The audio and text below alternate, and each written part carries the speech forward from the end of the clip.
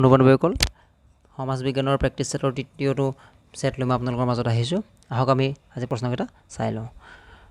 The right to education belong to which of the following categories.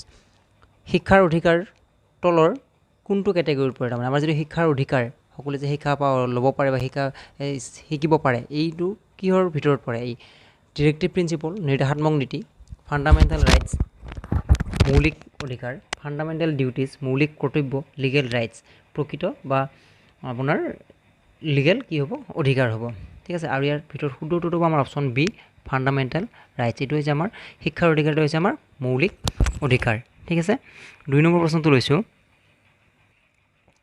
The author of Arthashastra was a contemporary of. প্ৰশ্নবোৰ আপোনাৰ অৰ্থশাস্ত্ৰৰ লিখক কোন বুলি নিদিয়ে। এটা দিছে যে অৰ্থশাস্ত্ৰৰ লিখকজন তলৰ কোনজন শাসকৰ সমসাময়িক আছিল? হয়নে? অশোকা, অশোক, চন্দ্ৰগুপ্ত মৌৰ্য, চন্দ্ৰগুপ্ত বিক্ৰমাদিত্য। আপোনালোকে জানেই অৰ্থশাস্ত্ৰৰ লিখক কোন। এতিয়া প্ৰথম কথাটো আহিবলৈ অৰ্থশাস্ত্ৰৰ লিখক কোন, এটা প্ৰশ্নত বহুখিনি সোমাই আছে। অৰ্থশাস্ত্ৰৰ লিখক হৈছিলে আমাৰ চাণক্য, কৌটিল্য, নহয় জানো? আৰু কৌটিল্য আছিলে চন্দ্ৰগুপ্ত মৌৰ্যৰ এক প্ৰকাৰ ক'বলৈ গুৰুৱে। গতিকে চন্দ্ৰগুপ্ত মৌৰ্যৰ সমসাময়িক আছিলে অৰ্থশাস্ত্ৰৰ লিখক, অৰ্থাৎ আমাৰ কৌটিল্য। ঠিক আছে, ইয়াৰ পিছৰ প্ৰশ্নটো লৈছোঁ। Disputes regarding election of the president and the vice president of India are decided by which one of the following. তলত দিয়া থকা 4টা অপশ্যন যে আছে, তলত 4টা সংগঠনৰ নাম দি থোৱা আছে, তোমাৰ কি কয় আপোনাৰ প্ৰতিষ্ঠানৰ নাম দি থোৱা আছে। ইয়াত কথাটো হৈছে যে যেতিয়া এখন ডিছপিউট এটা হয় বা কিবা এটা যেতিয়া বিবাদ হয়, কিবা খেলি মেলি হয় ভাইচ প্ৰেচিডেণ্ট বা প্ৰেচিডেণ্টৰ ইলেকশ্যনক লৈ, তেতিয়া এই সমস্যাটো বা এই ডিছপিউটটো কোনে ডিজল্ভ কৰে বা সমাধান কৰে? তাৰ ইলেকশ্যন কমিশ্যন অফ ইণ্ডিয়া। যদিও ইলেকশ্যন কমিশ্যন অফ ইণ্ডিয়াই যদিও আপোনাৰ নিৰ্বাচনী আয়োগে ইলেকশ্যন কণ্ডাক্ট কৰে, কিন্তু ভাইচ প্ৰেচিডেণ্ট আৰু প্ৰেচিডেণ্টৰ কিবা যদি ইলেকশ্যনত খামখেলি হয়, এই ডিছপিউটটো কিন্তু নিৰ্বাচনী আয়োগে ডিছপিউটটো ৰিজল্ভ কৰিব নোৱাৰে। দ্য পাৰ্লিয়ামেণ্ট, সংসদে, the supreme court of India, আমাৰ উচ্চতম ন্যায়ালয়ে, দ্য ৰাজ্যসভা। আৰু ইয়াত আমাৰ শুদ্ধ উত্তৰটো হ'ব the supreme court of India. Supreme কোৰ্টে প্ৰেচিডেণ্ট আৰু ভাইচ প্ৰেচিডেণ্টৰ যদি কিবা ইলেকশ্যনক লৈ খেলি মেলি হয়, তেনেহ'লে তেওঁলোকে কি কৰিব পাৰে? ছুপ্ৰিম কোৰ্টে ইয়াক সমাধান কৰিব পাৰে। Through which constitution's amendment act reservation of students belong to SC, ST, OBC in admission to private unaided institutions educational is provided. এটা প্ৰশ্নটো সুধিছে যে তলৰ কোনটো এমেণ্ডমেণ্টে, তলৰ কোনটো সংশোধনীয়ে সংবিধানৰ কোনটো সংশোধনীয়ে কি কৰিছিলে? যিটো আমাৰ আনএইডেড স্কুল আছে, ইনষ্টিটিউশ্যন আছে, স্কুল বুলিয়ে নহয়, স্কুল হওক, কলেজ হওক বা আপোনাৰ বেলেগ প্ৰতিষ্ঠানে হওক, ITI কলেজে হওক, কিবাই হওক, এই আনএইডেড যিবোৰ প্ৰাইভেট হয়, এই প্ৰাইভেটবোৰতো SC, STৰ কাৰণে যিটো সমানে ৰিজাৰ্ভেশ্যন ৰাখিব লাগিব বুলি কথাটো কৈছিলে, এই কথাটো কনষ্টিটিউশ্যনৰ কিমান নম্বৰ সংশোধনীৰ জৰিয়তে আনিছিলে? 92 নং সংশোধনী 2003, 93 নং সংশোধনী 2005, 94তম সংশোধনী 2006, 95তম সংশোধনী 2009, আৰু ইয়াৰ শুদ্ধটো হ'ব 93rd এমেণ্ডমেণ্ট 2005। 93 নম্বৰ যিটো সংশোধনী 2005 চনৰ, তাৰ জৰিয়তে আনিছিলে যে SC, ST, OBC ই লাগিলে প্ৰাইভেট স্কুলে হওক, কলেজে হওক, তাত কি কৰিব লাগিব? ৰিজাৰ্ভেশ্যন ৰাখিব লাগিব। পিছৰ প্ৰশ্নটো লৈছোঁ। Under whose advice the president of India declares emergency under article 352। আপোনালোকে জানেই আৰ্টিকল 352ৰ আণ্ডাৰত প্ৰেচিডেণ্টে দেশত ইমাৰ্জেঞ্চি ঘোষণা কৰিব পাৰে বা জৰুৰীকালীন ঘোষণা কৰিব পাৰে, জৰুৰী অৱস্থা। আৰু এই জৰুৰী অৱস্থা ঘোষণা কৰিবলৈ প্ৰেচিডেণ্টেতো অকলে নোৱাৰে। গতিকে ইয়াৰ কথাটো হৈছে কাৰ এডভাইচত কৰে? Chief minister of all states, গোটেই ৰাজ্যসমূহৰ চিফ মিনিষ্টাৰে এডভাইচ দিয়ে। প্ৰাইম মিনিষ্টাৰ, প্ৰধানমন্ত্ৰীৰ নিৰ্দেশত বা অনুৰোধত বা উপদেশত কেবিনেট, তাৰপিছত দিছে কাউন্সিল অফ মিনিষ্টাৰ। আৰু আপোনাৰ প্ৰেচিডেণ্টে ইমাৰ্জেঞ্চি ডিক্লেয়াৰ কৰে কেবিনেটৰ উপদেশ মৰ্মে, কেবিনেটৰ এডভাইচ মতে। কেবিনেট হেডেড বাই প্ৰাইম মিনিষ্টাৰ বুলি থকা হয়। প্ৰাইম মিনিষ্টাৰতে যদি কেবিনেটত থাকিব, গোটেই কেবিনেট প্ৰাইম মিনিষ্টাৰ বাই হেডেড বুলি থকা হয়, কিন্তু ইয়াতে কেবিনেটটোৱে শুদ্ধ উত্তৰ হ'ব। ঠিক আছে, পিছৰ প্ৰশ্নটোলৈ আহিছোঁ। With which of the following centres of learning Chanakya the famous teacher of Chandragupta Maurya was associated. তলৰ কোনখন শিক্ষা কেন্দ্ৰৰ লগত চন্দ্ৰগুপ্ত মৌৰ্যৰ টিচাৰ চন্দ্ৰগুপ্ত মৌৰ্যৰ সময়ৰ যি ফেমাছ টিচাৰ আছিলে আমাৰ চাণক্য বা কৌটিল্য কোনখন শিক্ষাৰ কেন্দ্ৰৰ লগত জড়িত আছিলে তক্ষশিলা তক্ষশিলা নালন্দা বিক্ৰমশিলা বৈশালী আৰু ইয়াৰ শুদ্ধটো হ'ব তক্ষশিলা তক্ষশিলা বুলি কোৱা হয় ইয়াৰ পিছৰ প্ৰশ্নটো আহিছোঁ Which of the following is not included in the state list in the constitutions of India আপোনালোকে জানেই ভাৰতীয় সংবিধানৰ তিনিটা লিষ্ট আছে নহয়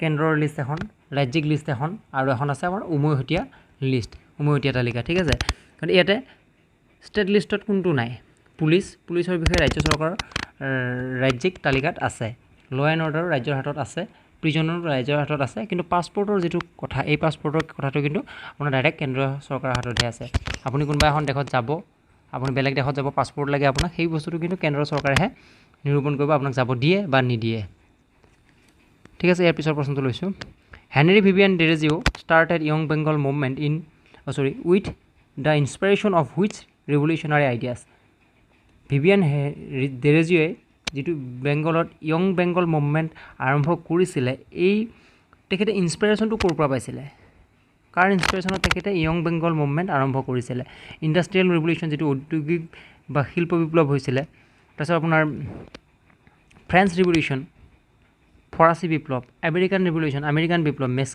মাৰ্ক্সিয়ান থিয়ৰী কাৰ্ল মাৰ্ক্সৰ যিটো থিয়ৰী মাৰ্ক্সবাদ এই মাৰ্ক্সবাদৰ দ্বাৰা নেকি কিন্তু ইয়াতে শুদ্ধটো হ'ব আমাৰ ফ্ৰেঞ্চ ৰিভলিউশ্যন ফৰাচী বিপ্লৱৰ দ্বাৰা তেখেতে অনুপ্ৰাণিত হৈ হেনৰি ভিভিয়ান ডেৰেজিঅ'য়ে বেংগলত য়ং বেংগল মুভমেণ্ট আৰম্ভ কৰিছিল who was the president of the Swaraj form in Assam during the freedom movement সমগ্ৰ ভাৰতবৰ্ষৰ লগতে অসমতো কি হৈছিলে স্বৰাজ পাৰ্টীৰ ফৰ্ম হৈছিলে ঠিক আছে আৰু ভাৰতীয় স্বাধীনতা আন্দোলনত এই স্বৰাজ পাৰ্টীৰ ভূমিকাটো যথেষ্ট গতিকে এই স্বৰাজ পাৰ্টীত অসমত কোনেই মানে ফৰ্ম কৰিছিলে কোনে আৰম্ভ কৰিছিলে চাৰিটা অপশ্যন আছে মণিৰাম দেৱান বিষ্ণুৰাম মেধি গোপীনাথ বৰদলৈ তৰুণৰাম ফুকন আৰু শুদ্ধটো আমাৰ তৰুণৰাম ফুকন ইয়াৰ পিছৰ প্ৰশ্নটো লৈছোঁ হু was the author of the Kadambari A great romantic play Kadambari নামৰ যিখন ৰোমেণ্টিক নাটক আছিলে এই নাটকখনৰ লিখক কোন আছিল বাণভট্ট হৰ্ষবৰ্ধন ভাস্কৰবৰ্ধন আৰু বিন্দুসাৰ আৰু ইয়াৰ শুদ্ধটো হৈছে আমাৰ বাণভট্ট প্ৰশ্নটো এনেকৈ আহিব পাৰে তলৰ কোনখন বাণভট্টৰ লিখনি নহয় বুলি আপোনালোকক হয়তো বাণভট্টৰ 2-3খন কিতাপ দি দিব পাৰে বাণভট্টৰ হৰ্ষচৰিত লিখিছিলে কাদম্বৰী লিখিছিলে আৰু এখন কিতাপ এনেকৈও কোৱা হয় হৰ্ষচৰিত বাণ তেনেকৈ বুলিও এটা আছে আপোনাৰ হয়তো তেনেকৈ প্ৰশ্ন দিব আপোনালোক হয়তো কালিদাসৰ বিষয়েও দিব পাৰে যে দুখন বা তিনিখন দিলে অভিজ্ঞানম শকুন্তলম মেঘদূতম আৰু তেনেকৈ আপোনাৰ আৰু দুখন কিতাপ দিলে এখন আপোনাৰ ধৰক লগত এই কাদম্বৰীখন দি দিলে তলৰ কোনখন কালিদাসৰ লিখনি নহয় বা কিতাপ নহয় বুলি আপোনাক দিব পাৰে সেইটো ইলিমিনেট কৰিব দিব ঠিক আছে ইয়াৰ পিছৰ প্ৰশ্নটো লৈছোঁ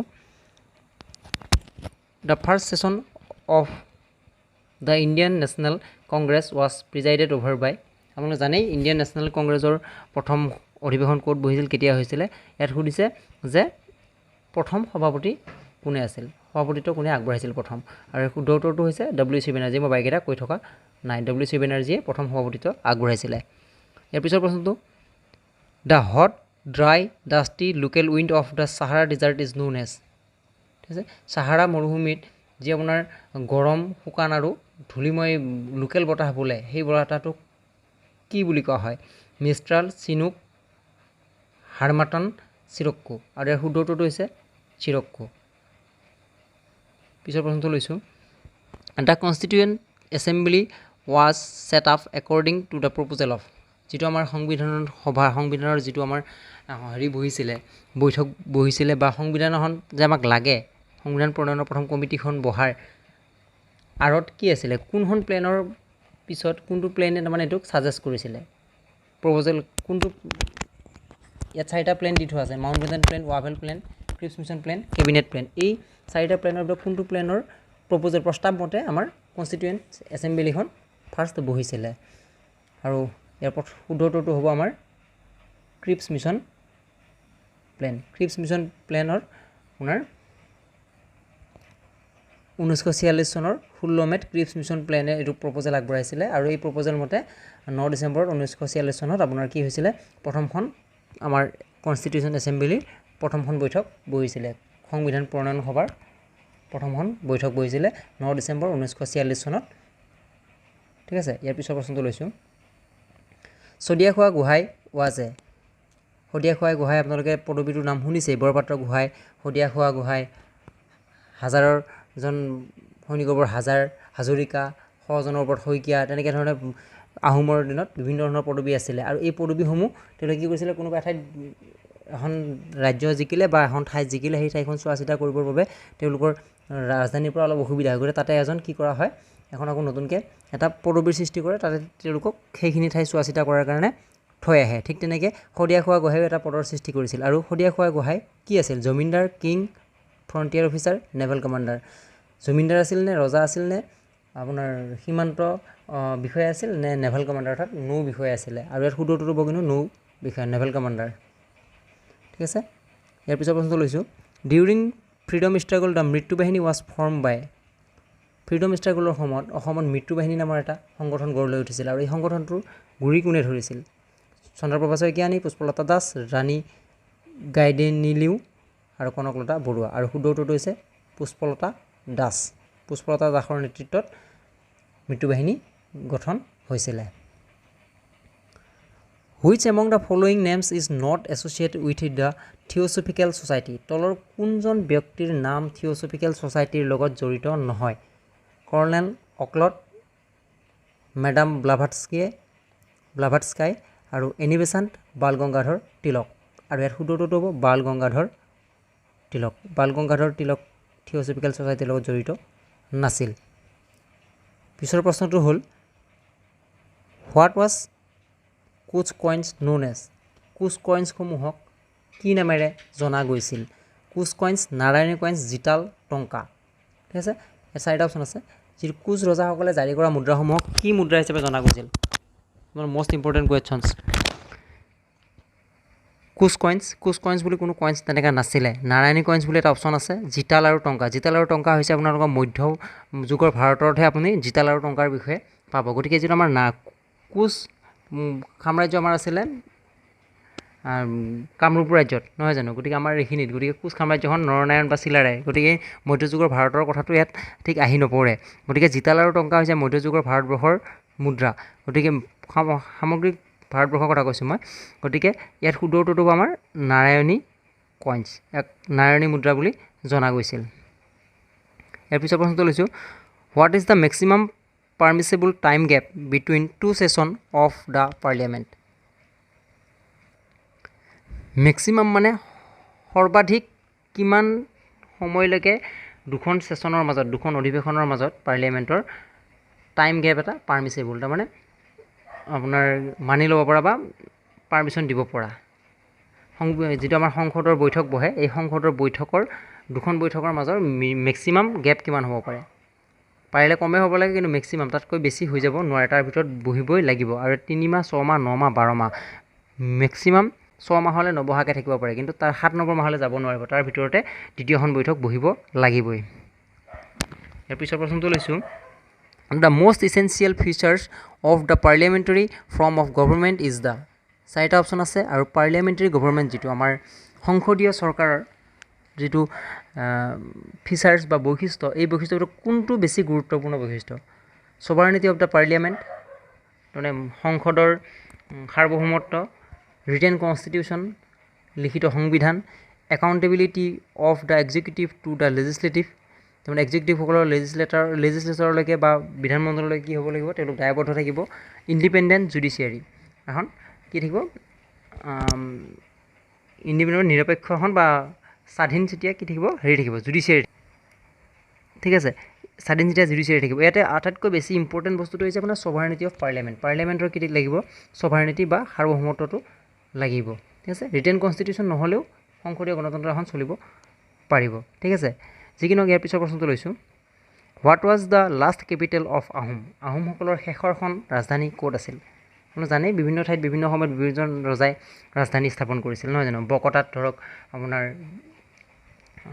দিহিঙীয়া ৰজাই দিহিঙৰ পৰা বকতাত ৰাজধানী পাতিছিলগৈ। গতিকে ঠিক তেনেকৈ ৰাজধানীবোৰ ৰজাসকলে নিজৰ ইচ্ছামতে নিজৰ খেল খুচিমতে কেতিয়াবা কেতিয়াবা সলাইছিলে। গতিকে শেষৰখন ৰাজধানী ক'ত আছিলে? আৰু শেষৰখন ৰাজধানী আছিলে আপোনাৰ যোৰহাট। ঠিক আছে, ইয়াৰ পিছৰ প্ৰশ্নটো লৈছোঁ। Which one of the following articles empowered the president to nominate more than 2 members of the Anglo-Indian community to the Lok Sabha? লোকসভালৈ যে আমাৰ প্ৰেচিডেণ্টে দুজন কি কৰে সদস্য নমিনেট কৰি পঠিয়ায়, মনোনীত কৰি পঠিয়ায়। এই ক্ষমতাটো তেখেতক কনষ্টিটিউশ্যনৰ কোনটো আৰ্টিকলে প্ৰদান কৰিছে? 79 নং আৰ্টিকল, 114 নং আৰ্টিকল, 331 নং আৰ্টিকল, 334 নং আৰ্টিকল। আৰু ইয়াত শুদ্ধ উত্তৰটো হ'ব আপোনাৰ 331 নং article. What is the maximum strength of the Lok Sabha provided by the Constitution of India? ভাৰতবৰ্ষৰ সংবিধানে প্ৰদান কৰা মেক্সিমাম মানে আটাইতকৈ বেছি সংখ্যক লোকসভাৰ চিটটো কিমান হ'ব পাৰে? মানে ইয়াতে 4টা অপশ্যন আছে, 552, 545, 530 আৰু 500। আৰু শুদ্ধ উত্তৰটো হ'ব 552। 552ৰ ভিতৰত আপোনাৰ কি হ'ব? 530 আহিব আপোনাৰ ষ্টেট, 20 আহিব ইউনিয়ন টেৰিটৰী আৰু 2 আহিব এংলো ইণ্ডিয়ান। ঠিক আছে, ইয়াৰ পিছৰ প্ৰশ্নটো লৈছোঁ। ইন ইণ্ডিয়া, ভাৰতবৰ্ষত inflation is measured on the basis of, মুদ্ৰাস্ফীতি কিহৰ বেচিছত, কিহৰ ওপৰত ভিত্তি কৰি জোখা হয় বা হিচাপ কৰা হয়?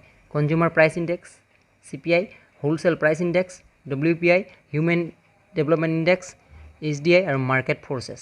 আৰু ইয়াত শুদ্ধটো হ'ব হোলচেল প্ৰাইচ ইণ্ডেক্স, WPI বুলিও আহিব পাৰে। WPI ৰ ওপৰত বেচিছ কৰি হোলচেল প্ৰাইচ ইণ্ডেক্সৰ ওপৰত ডিপেণ্ড কৰি ইনফ্লেশ্যন অৰ্থাৎ মুদ্ৰাস্ফীতিটো ভাৰতবৰ্ষত হিচাপ কৰা হয় বা ধৰা হয়।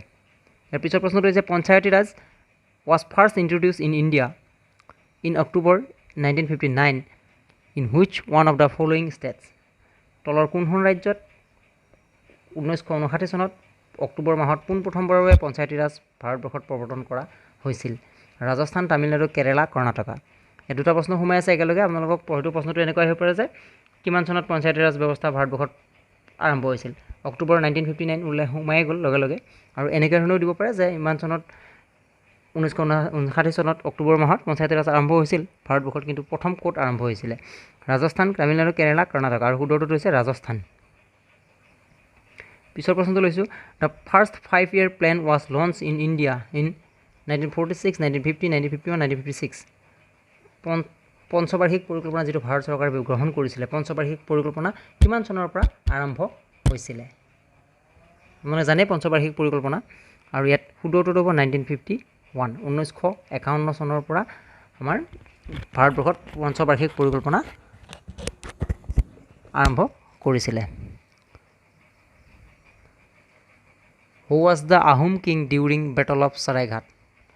শৰাইঘাটৰ যুদ্ধৰ সময়ত আহোম কিং কোন আছিল? সকলোৱে আমি জানো আহোমৰ সেনাপতি কোন আছিল, মোগলৰ সেনাপতি কোন আছিল, কিন্তু আহোমৰ সেই সময়ত আহোমৰ ৰজা কোন আছিল, সিংহাসনত কোন আছিল, সেইটো আমি জানি থোৱাটো উচিত। উদয়াদিত্য সিংহ, জয়ধ্বজ সিংহ, চক্ৰধ্বজ সিংহ, শিৱসিংহ। আৰু শুদ্ধ উত্তৰটো হৈছে অপশ্যন এ, উদয়াদিত্য সিংহ। ঠিক আছে, আৰু ভিডিঅ'টোৰ শেষৰটো প্ৰশ্ন লৈছোঁ।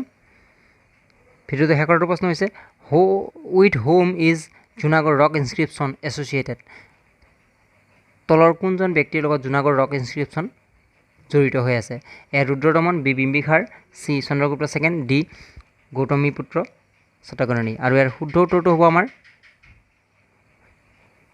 ৰুদ্ৰদমন। ৰুদ্ৰদমনৰ জুনাগড় শিলালিপি একদম আপোনালোকৰ খুব প্ৰয়োজনীয় প্ৰশ্ন কিন্তু।